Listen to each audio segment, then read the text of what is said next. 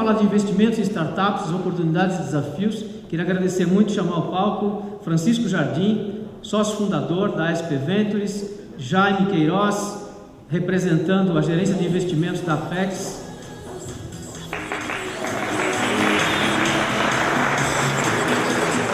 Obrigado por ter vindo.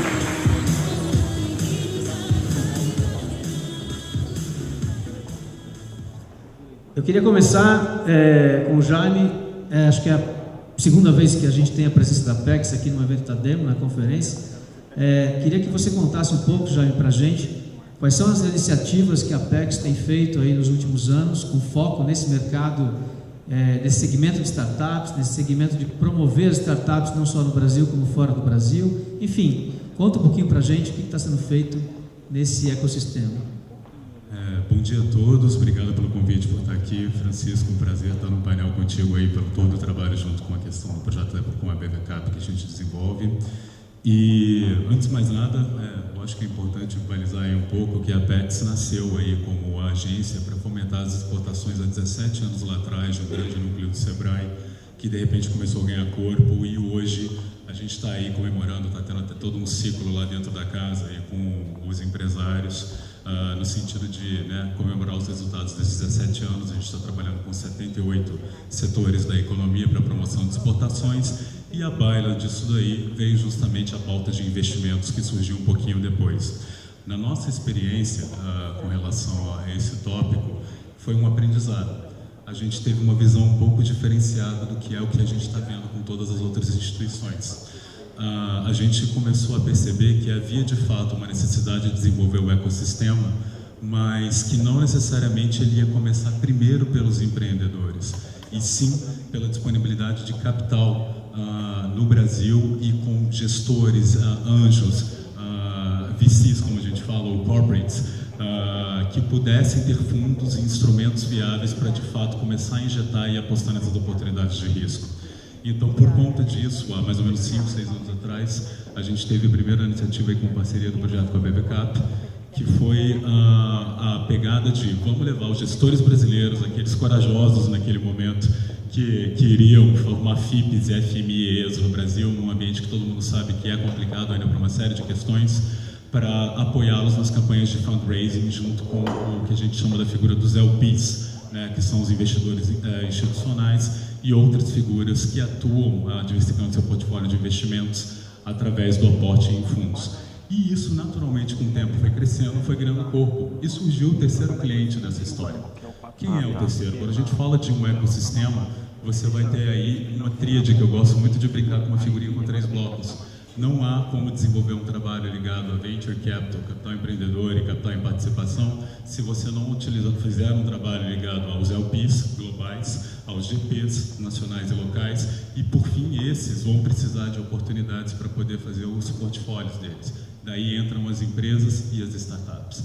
E quando a gente começou a ter esse trabalho mais maduro, e graças a Deus hoje a gente pode dizer que isso está se expandindo muito no Brasil, de uma forma que eu diria que hoje é até incontrolável, e é fantástico. Acho que uma das poucas vezes que a gente pode falar que se expanda incontrolavelmente e continue de fato, é benéfico para todo mundo. Surgiu então a pauta das startups, e foi a primeira vez que a Apex então resolveu apoiar, muito pelo trabalho dos próprios gestores em estar apresentando o portfólio deles, que eles estavam acelerando, que eles estavam auxiliando a crescer os empreendedores brasileiros. E a partir daí a gente começou a fazer uma série de parcerias, alianças com os programas. A gente tem aliança, não sei se o Felipe está aí ou o Vitor, estão preocupados ali com a questão agora do Demo Day, que também vai acontecer mais tarde, junto com o Startup Brasil, porque mais uma vez a gente resolveu pensar um pouco diferente também aí, parceria com o Dionis, a galera do Softex, CMCTI. Se de alguma forma as startups brasileiras estão produzindo muitos, abre aspas, copycats do que a gente vê que são cases de sucesso dos ecossistemas no Vale do Silício e outros lugares que já têm os ecossistemas mais desenvolvidos e mais inovadores ainda, por que não a gente não poderia dar um choque de realidade nos nossos empreendedores e gestores e trazer essas tecnologias, esse mindset que está tendo lá fora para desenvolver aqui? E essa é a pegada do programa internacional que a gente apoia do Startup Brasil. A outra ideia também é que o Brasil é uma potência da economia criativa. Boa parte dos nosso PIB de serviços e das nossas indústrias está ligado a esse tema. E é uma indústria que ainda tem muito espaço para poder se estruturar, para poder se consolidar. E os empreendedores estão entrando nessa pegada.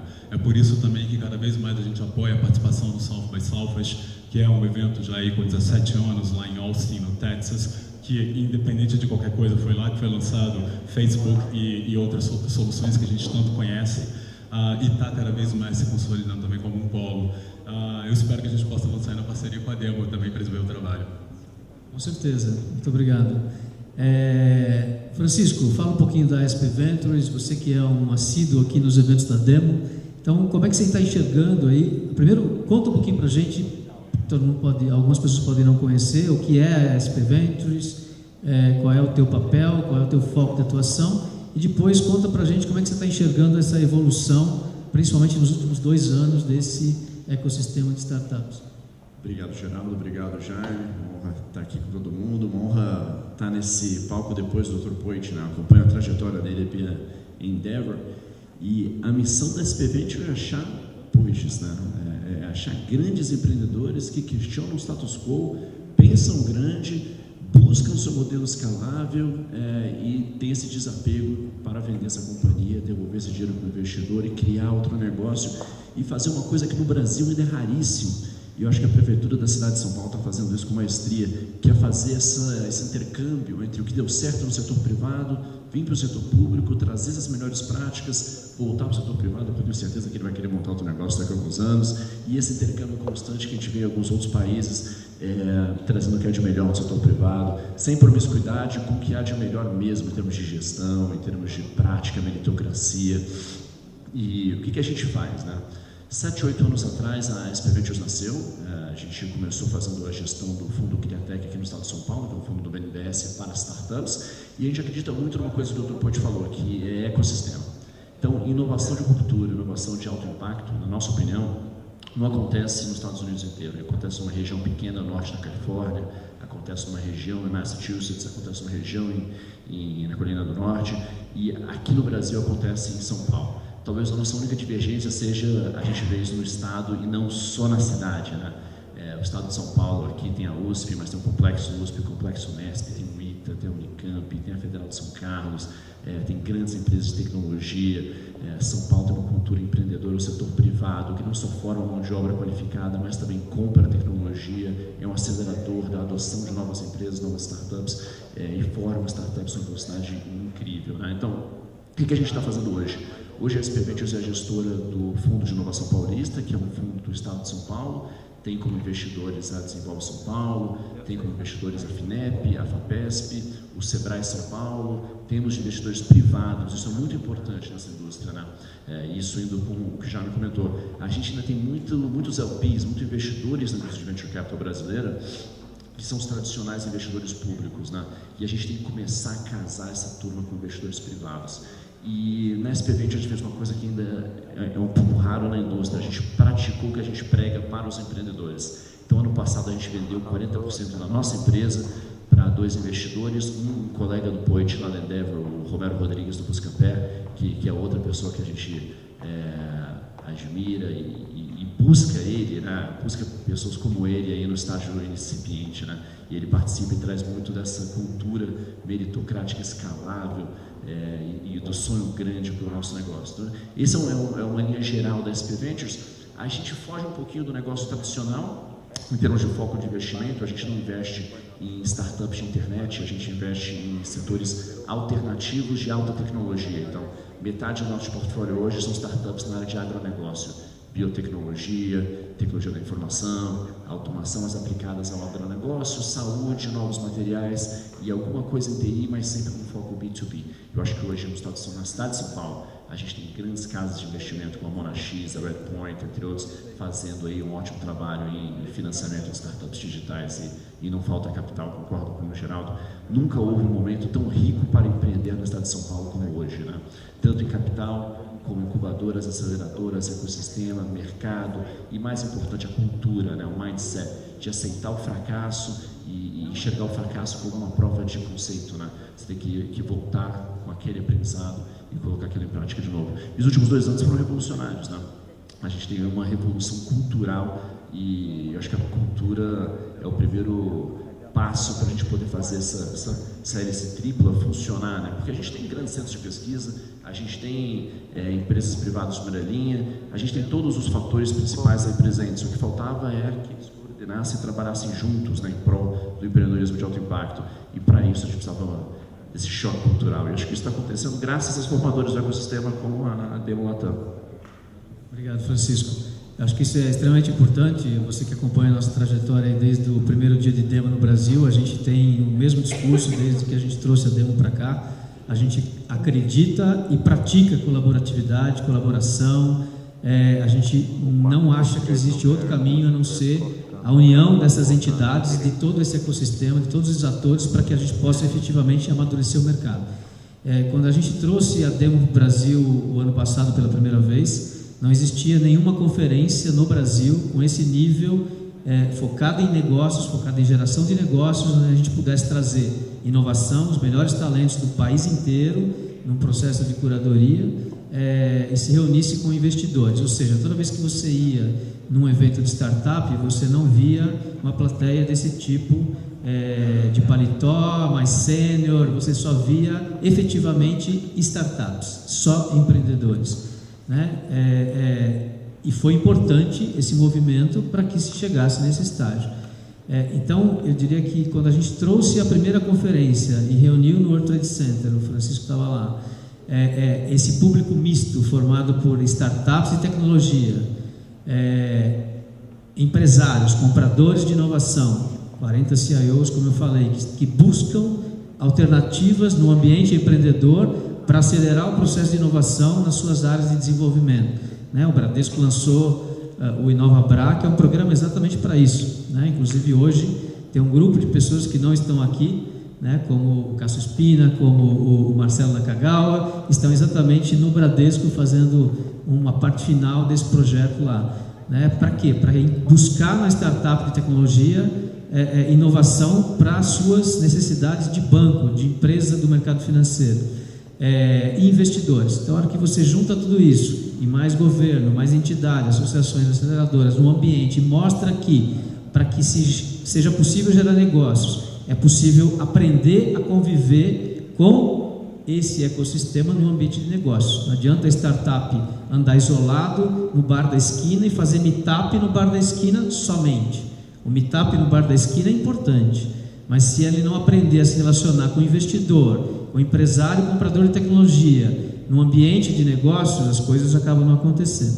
Então a Demo, eu diria que foi um marco aí nessa trajetória, e a gente fica muito feliz quando a gente vê que em 2 anos, em menos de 2 anos, né, isso faz 1 ano e meio, a gente avançou muito nesse ecossistema. Né? A gente simplesmente ergueu uma bandeira e mostrou o caminho. Né? E aí o mercado acreditou, como a gente viu essa semana, uma equipe fantástica lá da Associação Brasileira de Startups, a B Startups, aqui tem gente presente, que fez um evento fabuloso, um evento fantástico que há 2 anos atrás a gente não imaginava que pudesse acontecer. Parabéns aos meninos. No Brasil, exatamente. Parabéns a toda a equipe que estava lá. Então a gente percebe que isso, esse movimento todo que a gente participou, teve o prazer de participar, junto com o ecossistema no passado, com associações como Anjos do Brasil, enfim, vários movimentos que vão trabalhando em sintonia e faz o mercado amadurecer muito rápido. Aí eu queria te perguntar uma coisa. O Francisco falou de soluções B2B, soluções de negócios. Qual é a visão da Apex em relação a isso? Você efetivamente acredita que para que a gente amadureça o ecossistema, amadureça o empreendedor, para que a gente ganhe uma escala global, para que a gente possa internacionalizar, ter casos de sucesso de startups globais, é necessário focar em soluções reais de mercado, é necessário focar em solução B2B, porque a gente viaja o país inteiro, né? A gente está com um roadshow de inovação esse ano em 13 cidades do Brasil, junto com o nosso parceiro Digitalx que está aqui. E a gente acompanha muitas cidades ainda, empreendedores que focam em redes sociais, que focam em outros tipos de aplicações. Eu queria que você falasse um pouco sobre isso, qual é a visão da Apex em relação a isso, como é que você vê os próximos anos para o crescimento mais rápido internacionalmente falando? A gente acredita, com relação a esse tópico de uma maneira bem clara, que a pegada é B2B. O Brasil tem muito a ganhar em competitividade com as suas empresas por uma série de restrições ligadas ao seu próprio ambiente de negócios, desafios que a gente tem que superar em conjunto aí, que a gente espera que novos marcos regulatórios sejam mais benéficos tanto à segurança jurídica de contratos e desenvolvimento das empresas. Agora, é inevitável um movimento que começa a crescer no planeta e que as próprias empresas e os próprios capitães desse movimento não conseguem ainda se enxergar dessa forma. E como tudo que está acontecendo agora nesses últimos 5, 10 anos, está chegando tudo de uma vez só no Brasil, misturado e junto, e a gente aprendendo e crescendo com cada um desses movimentos. O que eu estou querendo dizer é a pauta do Corporate Venture. Do que se trata isso? Quando você tem uma grande empresa que parte daquele princípio básico lá da administração dos clássicos, Drucker, Taylor e companhia, que o teu objetivo final, além da questão do lucro, é a perpetuidade, você tem um desafio ligado à tua curva S, que é justamente o quê? Como você vai se manter inovador? E a partir desse momento que as empresas incorporaram essa necessidade e enxergaram os empreendedores como uma fonte de geração constante de novas ideias e formas de possibilidades de interação com os produtos delas e com os clientes dela, onde ela possa dar tração ao mercado porque ela já tem os clientes, surgiu uma grande aliança que é justamente as empresas fomentando as suas unidades de Venture Capital. Vocês vão ver aí grandes brands de mercado, especialmente em tecnologia, que são os primeiros, que são a vanguarda desse movimento, com a sua marca e logo do ladinho do nome Venture, ou então Ventures, ou então Partners, ou algo desse sentido. É justamente essa empresa sinalizando para o mercado que ela está buscando por empreendedores, que ela está buscando por inovação e que isso vai acontecer através dos mecanismos de capital em participação e de capital empreendedor. Essa união está chegando no Brasil com muita força. E o próprio Brasil, por intermédio aí do BNDES, acabou de lançar o seu primeiro fundo, que está começando aí não é a palavra mais adequada, mas de fato é tatear, brincar, de entender como é que esse mecanismo funciona. E esse mecanismo está sendo aplicado aonde? Com a Embraer. Foi lançado aí agora o primeiro fundo que está sob a gestão do PortBank, é a unidade de Corporate Venture da Embraer, que está olhando com algumas teses de investimento bem específico, e a gente vê que tem uma série de outras empresas que estão lançando programas de inovação. Na verdade, a iniciativa do Bradesco InovaBra, que está muito bem assessorada pela galera toda, é mais uma pegada do Corporate Venture, mostrando como é que ele vai trabalhar esse mecanismo de acesso e fomento aos empreendedores, que benefícios ele vai dar para eles, para que esses empreendedores se sintam tentados a agregar, a construir no valor do portfólio daquela empresa. Aqui, muitos dos nossos parceiros, aí, o pessoal do Salesforce, todos eles têm uma unidade de venture bombando. E não é só isso, tem também as próprias indústrias mais tradicionais de farmacêuticos, químicos, oil and gas, todos eles têm unidades fortíssimas nisso, setor automotivo. Pessoal da GM Ventures já procurou a Apex, pessoal da Chevron Ventures e tal. Não é à toa que a gente está querendo fazer ano que vem aí um grande debate com relação a essa pauta. E isso muito olhando com a experiência da gente. Porque não é só a questão do empreendedorismo, é a questão das alianças também com os nossos GPs. Mais uma vez eu insisto, a gente bate a tecla de que a gente precisa trabalhar com os 3 entes para que haja um ecossistema. E muitas vezes, nessa pegada do empreendedorismo, as pessoas só conseguem enxergar a relação empreendedor e investidor, quando na verdade o investidor também é um investido de um outro tipo de investidor. Eu às vezes rio com os empreendedores, porque às vezes eles são um pouco viscerais com os nossos VCs, Francisco sabe disso, eles são muito apaixonados. Eles falam, poxa, o investidor não quer olhar para mim, só me dá não e tal, e não sei o quê, e por aí vai.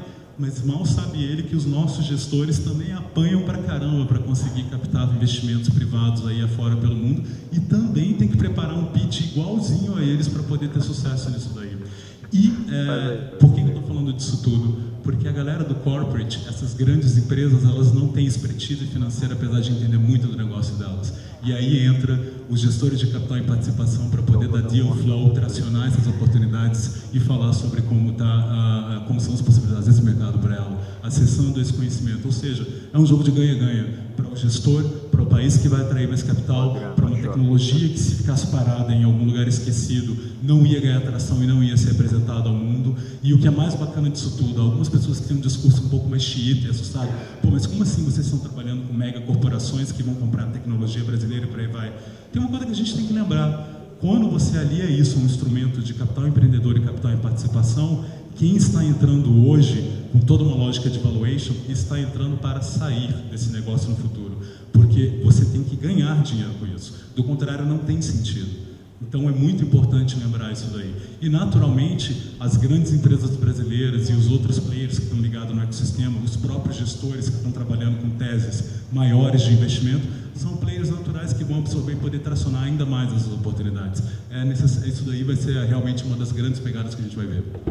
Muito bom, nós vamos abrir para perguntas. Se alguém tiver alguma pergunta, levanta a mão, por favor, a gente passa o microfone, ok? Posso dar esse microfone aqui para facilitar. E, Francisco, pegando esse gancho aqui, você ainda acha que, apesar de a gente ter evoluído muito, o mercado ter amadurecido muito, você acha que a startup, o empreendedor, ainda precisa amadurecer mais nesse ponto de vista? Ou seja, ele precisa olhar cada vez mais para os problemas reais de mercado, para os problemas reais tanto das empresas quanto do cidadão, e precisa parar de pensar em buscar investidores e começar a buscar clientes para gerar receita. Como é que é a tua visão sobre isso?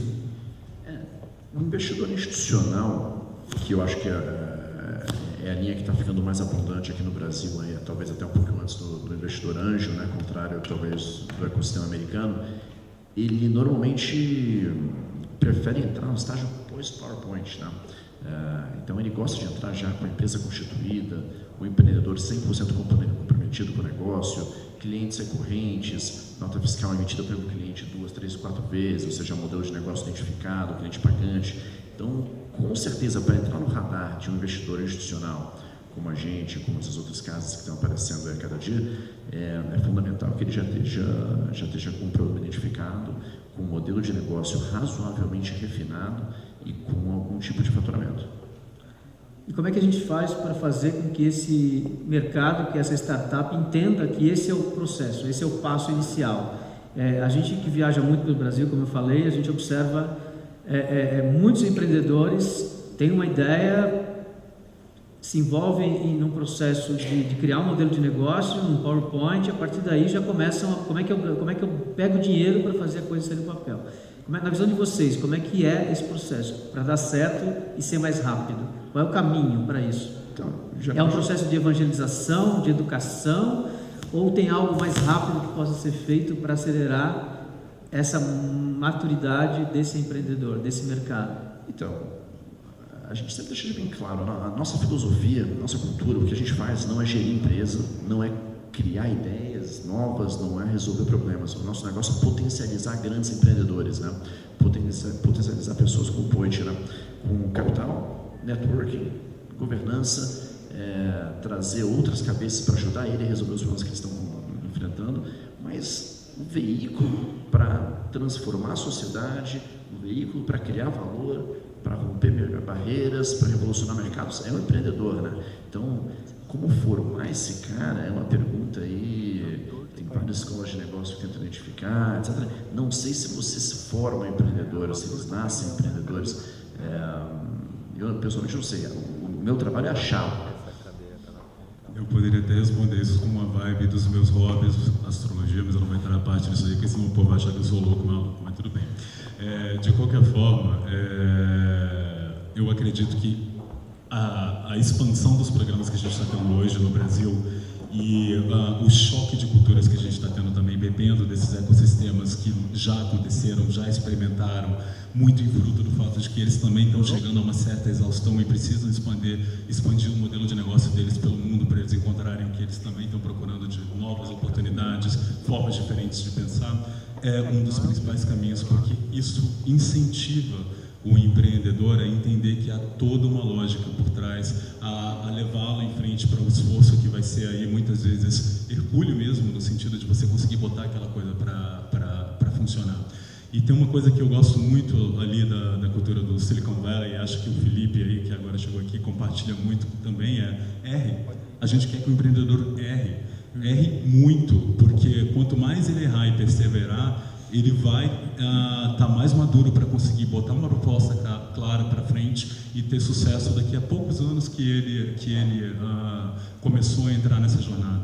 Então, eu acredito que o fomento desses programas é fantástico. Inclusive, Samuel também está aqui com a iniciativa do pessoal do MDIC, que está aí, o Inovativa, uma coisa fantástica também que está se preparando, porque com o faseamento que o programa tem, você tem uma janela constante para que empreendedores de forma massiva estejam bebendo com mentores o tempo todo, o que está acontecendo, quais são as possibilidades, quais são as novidades de mercado, como é que funciona. Tudo começa com essa sementinha do empreender. Né? Houve uma geração no Brasil, um pouco anterior a mim, até se estendendo a minha geração, em que seu sonho de consumo era você fazer um concurso público e trabalhar em algum organismo federal. Hoje, eu vejo que boa parte desses meninos, eles não estão nem aí para isso. Eles querem abrir a sua empresa, querem ter seus negócios, fazer diferença para o Brasil, e essa é a vibe que está sendo vendida, promovida, e quero muito que pegue mais ainda por todo o país e espero que continue crescendo. Maravilha. Alguém tem alguma pergunta? O Samuel e o Felipe vão estar no painel depois do intervalo do Coffee Break, ok? Falando exatamente um pouco sobre esses programas. Por favor. Bom dia, meu nome é Cláudio. Ficou meio antagônico a posição aí, eu achei, porque se, vamos dizer assim, na posição da Apex, a gente quer que o empreendedor erre, né? Se arrisque, erre, precisa ter capital para errar. E se o Francisco comentou, a gente quer fazer crescer, mas para fazer crescer tem que começar de algum lugar, com capital de algum lugar. Não sei, parece que ficou meio antagônico. Eu acho que errar faz parte de qualquer empreendimento, seja pequeno, médio ou grande, né? Eu acho que a gente está bem em linha aqui com essa tese, no seguinte sentido. Tem formas de errar. O importante é errar rápido, reconhecer o fracasso rápido, né? E transformar o fracasso no aprendizado, né? É o que essa garotada de hoje em dia chama de pivotar, né? Então eu vou tentar vender meu produto numa caixinha, não deu certo, eu vou vender numa assinatura e no serviço, vou vender via distribuição de flyer, não deu certo, vou vender via internet. Testar, não deu certo, errou, a gente pivota, tenta de outra forma, né? Então, eu acho que essa era a linha que o Jaime está falando, a linha que a gente coloca em prática todo dia também, que é estimular novas formas de negócio, né? E aí tem várias metodologias que a turma está usando, Lean Startup, Canvas, etc., para você quantificar isso e ter uma metodologia para fazer isso. Mas errar faz parte do jogo, né? E você tem que ir errando até você acertar, porque eu não conheço ninguém que acertou de primeira. Bem nessa linha que eu estou dizendo mesmo, e eu queria complementar nesse sentido que, de fato, é complicado, porque o cara está tentando pegar um pouco, acho que é a tua ideia, o teu mindset agora, não existe muita disponibilidade de dinheiro hoje para o cara que está começando mesmo, para valer, aquele cara que ainda está ali bem, né, pequenininho e por aí vai, que é o que a gente chama do investimento semente, né, o seed money, ou então os nossos próprios anjos estão passando agora por um grande processo aí de se profissionalizar, de dar mais a cara, de entender melhor como é que é a gestão de negócios, de aprendizado. Estava ali Maria Rita fazendo até uma missão com uma série de anjos agora, liderando no Vale, para que eles pudessem também absorver a cultura de negócios. Isso faz parte de um outro momento da cadeia que está acontecendo. E justamente é com essa vibe que a gente está falando. A falta desse dinheiro dificulta, e nesse momento que o empreendedor está aí no patrocínio ou no bootstrapping, né, para usar um termo mais da indústria, é a hora que a gente vê e recomenda muito que ele tenha e acumule. Como é que tem essa experiência dele? Ele pivotou bastante, ele de repente entendeu que o público dele era uma faixa etária, e aí ele viu que quando ele começou a tentar ganhar algum dinheiro com aquilo não dava certo. Erre rápido, justamente porque isso vai te dar mais aprendizado, e na medida em que você for apresentar e fazer um pitch de uma proposta mais madura, com um modelo de negócios mais conciso para um investidor, o teu sucesso no sentido de dirimir as perguntas que ele vai lhe fazer, porque não se enganem, qualquer investidor, mesmo que seja de capital e risco, ele, além de estar buscando pelo um grande crescimento e aceleração daquele negócio, ele também está muito preocupado em saber como é que eu posso mitigar o risco de falha dessa situação se entrar com você. Porque o objetivo de nós dois, uma vez que a gente venha estar junto, é crescer, expandir esse negócio para no futuro ter uma empresa muito maior. Esse é o objetivo da parceria aí com toda a agregação de valor, tanto do lado dos anjos, quanto do lado dos gestores, quanto do lado da figura dos corporates, né? Em especial com os corporates talvez tenha também a questão aí do ganho estratégico também. Eu acho que tem uma diferença muito grande entre a palavra errar e fracassar, ok? Se você olhar a tradicional indústria de TI, onde eu vivo nos últimos 20, 25 anos, o que acontecia há 10, 20 anos atrás? Você ia para o laboratório, área de desenvolvimento, desenvolvia o sistema inteiro, praticamente, gerava a versão beta e ia para o mercado tentar vender, ok? E aí podia dar certo e podia dar errado. Isso podia durar 6 meses, 1 ano, 2, 3, depende do tamanho do sistema. O que acontece hoje é que essa mentalidade mudou. Então, o errar significa o quê? Significa, antes de você, muitas vezes, ir para um laboratório e desenvolver um sistema inteiro, investir dinheiro, passar 1 ano, 6 meses desenvolvendo um app, um produto, você tem como validar esse produto. Você vai para o mercado para validar isso. E aí, em 1 semana, você pode descobrir que você errou, você pensou errado. E aí você vai alterando isso ao longo desse processo. Alterando isso em 1, em 2, em 3, em 5 semanas, de forma que você consegue diminuir essa margem de erro, diminuir e errar rápido, como o Francisco falou. Acho que é mais nesse sentido. O erro que constrói, não o erro que mata. Exato. Então acho que existe uma diferença grande, porque há 10 anos atrás errar significa fracassar, hoje não. Errar significa aperfeiçoar aquele produto, aquela inovação que você está criando. Cerca de 80% das ideias que nascem na cabeça do empreendedor mudam depois que o produto fica pronto. A ideia que é originada muda cerca de 80% em relação ao produto que fica pronto. Então, isso é um processo que eu diria que a gente ganhou muito nos últimos anos e favorece muito que o empreendedor dê certo muito mais rápido do que era antigamente, com pouco investimento. Acho que é isso que é um pouco o caminho. Mais alguma pergunta?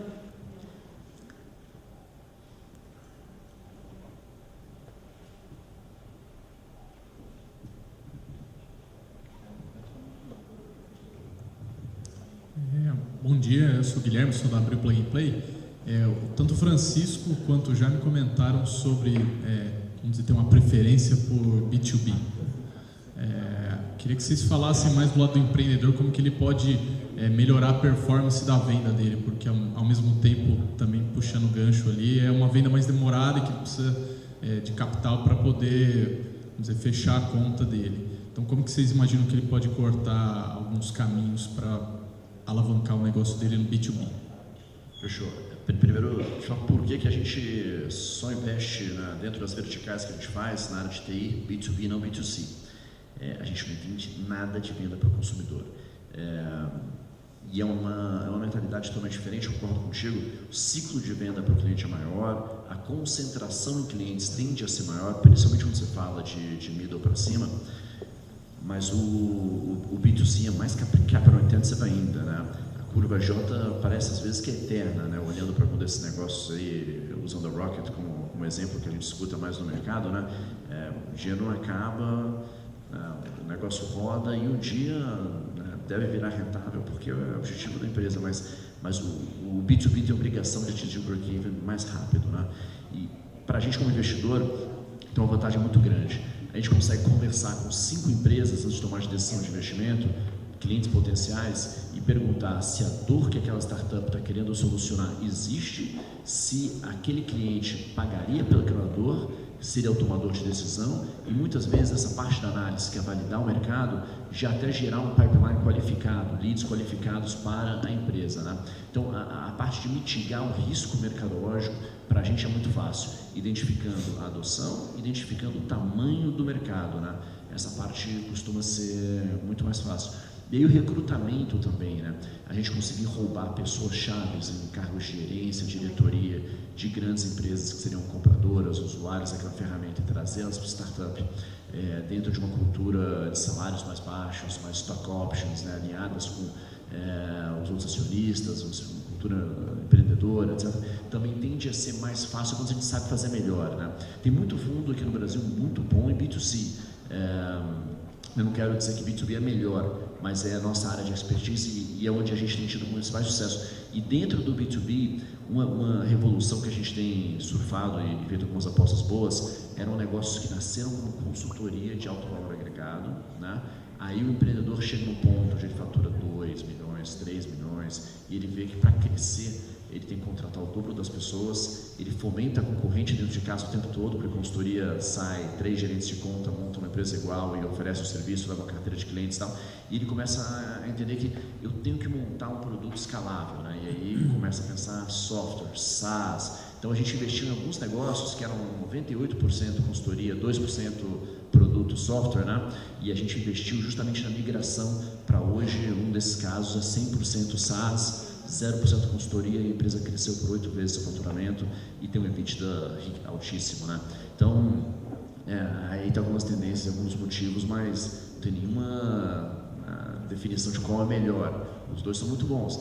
E a gente vê negócios de bilhão aí, como Instagram, etc., que são B2C, só é difícil monetizar, né? Mas... Só para ficar bem claro, estou vendo também que o tempo já está se esgotando, mas a verdade é que a gente acredita é o seguinte: por conta dessa demanda que está se havendo agora, por Open Innovation, as empresas entendendo as oportunidades que ela tem com os empreendedores e com todo esse momento que a gente está vivendo, você, como empreendedor, que entende como entregar a determinado tipo de produto, conseguir traduzir em uma solução que gere eficiência para aquele negócio, redução de custo, uma determinada empreitada, uma startup que consiga entregar esse modelo de negócio, essa solução, é uma coisa que vai te garantir uma monetização muito mais segura do que simplesmente uma lógica Vale do Silício, que a gente sabe que é muito difícil ser replicada aqui no Brasil pelas necessidades de dinheiro para manter isso, que é de você botar uma mega solução global no ar, ganhar cliente, para depois de muito tempo e quem sabe muitos milhões, quiçá centenas de milhões, você enfim começar a pensar na hipótese de abrir capital para conseguir ter esse dinheiro todo que você ganhou, ou então gerar outras formas de monetização. Isso, do jeito que o nosso ecossistema está aqui hoje no Brasil, é praticamente inexequível. Por mais que um gestor queira acreditar nessa hipótese, e essa é uma pegada que está muito aliada ao B2C, não vai dar certo, cara. Tem que gerar valor para todo mundo. E como a gente vê realmente esse movimento crescente de soluções, é uma coisa que necessita um pouco mais de capital, mas é um desafio também aos nossos próprios empreendedores. Vamos parar de olhar só exatamente para as mesmas coisas, mais um marketplace de alguma coisa que já estava acontecendo ou tal. Por que será que você não pode olhar de repente para uma empresa brasileira que tem um grande desafio, um problema de gestão terrível, seja no controle de estoques, ou seja em acesso aos clientes dela, ou performance? Se não me engano, tem os meninos da Lotbox, da Demo, tá? Eu fiquei até muito comovido com o caso deles, achei fantástica a situação. Qual é a pegada dos caras? Os caras estão entregando valor para um desafio de logística global ligado à galera que faz despacho aduaneiro. Pô, não tem muito empreendedor pensando nisso. E eu achei a solução fantástica. De repente, pode ser que ela tenha algum defeito, alguma coisa que ainda tem que dar uma pivotada e por aí vai, mas é um negócio que agrega valor para valer. E Maersk, todas essas transportadoras, todo mundo que trabalha com despacho aduaneiro, quando forem apresentados isso daí, vão perceber esse valor. A monetização vai ser crucial e o gestor que estiver junto com isso daí vai também conseguir fazer esse menino crescer muito rápido e ganhar dinheiro. Pode ser uma grande aposta, é só um exemplo para falar. Eu acho que o papel de vocês como aceleradora, assim como as outras, é fundamental nesse processo. Por quê? Para que a gente consiga convencer o mercado comprador de tecnologia, o CIO, que ele pode apostar numa equipe de startups, numa equipe de empreendedores, que às vezes tem 6 meses, 1 ano de vida, e que ali pode ser um caminho para buscar inovação. A aceleradora tem um papel fundamental nesse processo. Por quê? Porque ela dá o respaldo, ela dá o suporte, ela dá a garantia, entre aspas, para aquele CIO que está acostumado a comprar de grandes corporações, que ali existe um caminho seguro, ok? Então acho que esse é o processo, né? Antes de encerrar o painel, eu queria avisar, a gente vai agora para o intervalo de café, queria que vocês retornassem 15 minutos. Aproveitem para conhecer um pouco das startups que estão se apresentando lá. Além da Lotbox, nós temos diversas outras startups, temos as 5 vencedoras da Demo Brasil 2014, edição que aconteceu no Rio de Janeiro, agora no meio do ano, e que estão indo para o Vale do Silício daqui a 2 semanas representar o Brasil na edição americana da Demo. Além disso, tem as startups da primeira turma de aceleração do programa Startup Brasil, que vão estar aqui conosco o dia todo, né? Principalmente na parte da tarde. Aproveite para conhecer as soluções, interagir com os empreendedores, entender um pouco mais esse valor agregado. Depois do café, nós temos um painel onde a gente convidou 2 mulheres para falar de investimentos e empreendedorismo, que são as 2 guerreiras do Brasil aí, na minha opinião, a Camila Farani e a Ana Fontes, que vão estar conosco. Vocês viram que um dos focos do TechSampa aqui são mulheres na tecnologia, então vamos entender um pouco por que as mulheres estão fazendo tanto sucesso, ganhando tantos prêmios e se destacando tanto nesse setor de empreendedorismo, e agora com essas iniciativas voltadas para investimentos anjo. Depois desse painel, teremos um painel especialíssimo aqui com os convidados internacionais, né? Além da Startup Brasil e do MDIC, falando um pouco dos seus programas do Brasil, trouxemos aí Startup Chile, Startup México e governo da cidade de Buenos Aires, na figura do seu representante da área de empreendedorismo, né? Então vamos retornar depois do café, o evento continua. Obrigado por vocês estarem aqui, obrigado Jaime, obrigado Francisco, foi um prazer ter vocês aqui, que a gente possa continuar esse bate-papo por muitas vezes nos vários eventos que a gente faz, não só nacionais e América Latina, mas por todo o país, né? Nós estamos finalizando esse mês de novembro com 13 cidades, né? Semana que vem em Brasília, na última semana Fortaleza, onde a gente promove exatamente esse tipo de discussão e traz para a plateia e busca trazer para a plateia o empreendedor e o comprador de tecnologia, para que eles comecem a se relacionar e a partir daí gerar negócio. Vamos para o café. Muito obrigado. Obrigado.